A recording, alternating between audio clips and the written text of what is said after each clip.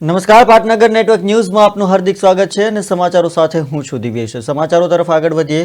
અમદાવાદમાં 25 થી 31 ડિસેમ્બર સુધી ચાલનારા કાંકરિયા કાર્નિવાલની શરૂઆત થઈ ગઈ છે, જેને મુખ્યમંત્રી ભૂપેન્દ્ર પટેલે આજે 7 વાગ્યે વિધિવત રીતે કાર્નિવલ લોકો માટે ખુલ્લો મૂક્યો છે। 7 દિવસ ચાલનારા કાર્નિવલમાં 22 લાખથી વધુ લોકો આવે તેવી શક્યતા છે, તો આવનાર લોકો માટે 5000 કરોડનો વીમો લેવાયો છે। કાર્નિવાલમાં નવીનતમ આયોજનમાં સૌપ્રથમ વખત drone show, under water dance અને દુબઈમાં યોજાતો આગ સાથે ડાન્સ થશે। 7 દિવસમાં 3 દિવસ ગુજરાતી ગાયક કલાકારો પરફોર્મન્સ કરશે।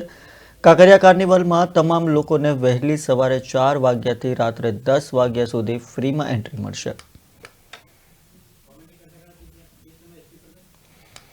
તો અમદાવાદમાં મુખ્યમંત્રી ભૂપેન્દ્ર પટેલના હસ્તે કાંકરિયા કાર્નિવાલનો શુભારંભ થઈ ચૂક્યો છે। કાર્નિવલમાં 22 લાખથી વધુ લોકો આવે તેવી શક્યતા સેવાઈ રહી છે। 25 થી 31 ડિસેમ્બર સુધી આ કાંકરિયા કાર્નિવાલ ચાલશે। તો કાર્નિવલમાં 22 લાખથી વધુ લોકો આવે તેવી શક્યતાઓ સેવાઈ રહી છે।